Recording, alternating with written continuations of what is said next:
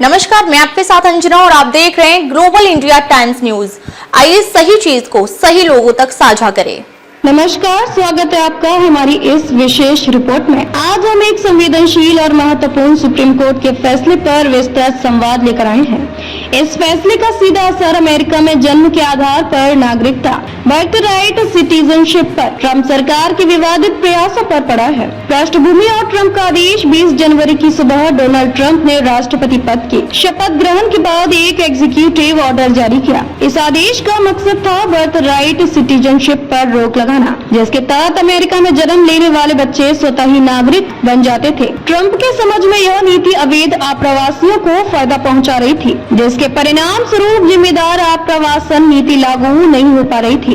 निचली अदालतों की त्वरित हस्तक्षेप। इस आदेश जारी होने के तुरंत बाद कुछ फेडरल न्यायाधीशों ने देश के विभिन्न हिस्सों में इस पर अस्थायी तौर पर रोक लगा दी। कुल 3 अलग अलग मुकदमों में ये फैसले आए। इन न्यायाधीशों ने आदेश को लागू होने से पहले ही बाधित कर दिया ताकि ट्रंप की नीति पर कानूनी दृष्टि से स्टॉप लगे रहे। सुप्रीम कोर्ट ने किस आधार पर लिया है महत्वपूर्ण फैसला? सुप्रीम कोर्ट ने शुक्रवार को एक अहम निर्णय सुनाया। 6 से 3 के बहुमत से यह स्पष्ट कर दिया गया कि केवल एक फेडरल जज के पास पूरे अमेरिका में एक कार्यकारी आदेश को ब्लॉक करने की शक्ति नहीं होनी चाहिए। कोर्ट ने इस बात पर जोर दिया कि इस तरह के राष्ट्रीय स्तर के फैसलों में व्यापक और न्याय संगत कानूनी ढांचा अपनाना चाहिए। जस्टिस एमी कॉनी बेरेट ने अपनी लिखी विशेष टिप्पणी में रेखांकित किया कि न्यायपालिका का काम सरकार के आदेशों की निगरानी करना नहीं है, बल्कि इसका दायित्व संविधान और संसद द्वारा तय शक्तियों के दायरे में आकर फैसले देना है। अभी क्या स्थिति बनी है?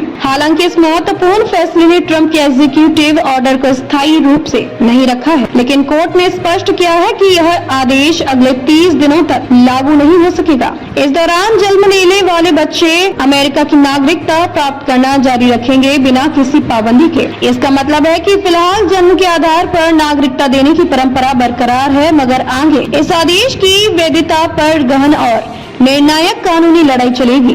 राष्ट्रपति ट्रंप को क्या मिला फायदा?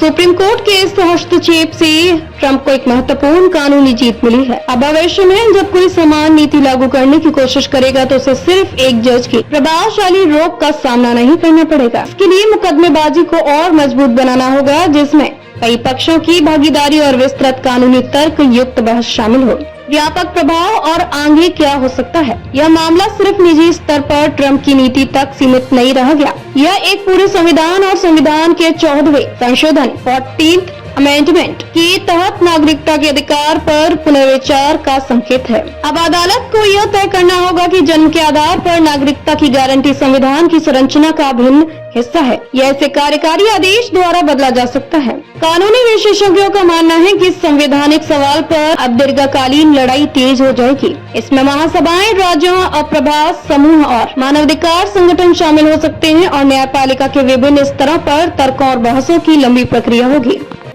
अब तक के लिए बस इतना ही। फिर मिलते हैं एक ऐसी ही बड़ी खबर के साथ। तब तक के लिए नमस्कार और देखते रहिए ग्लोबल इंडिया टाइम्स न्यूज।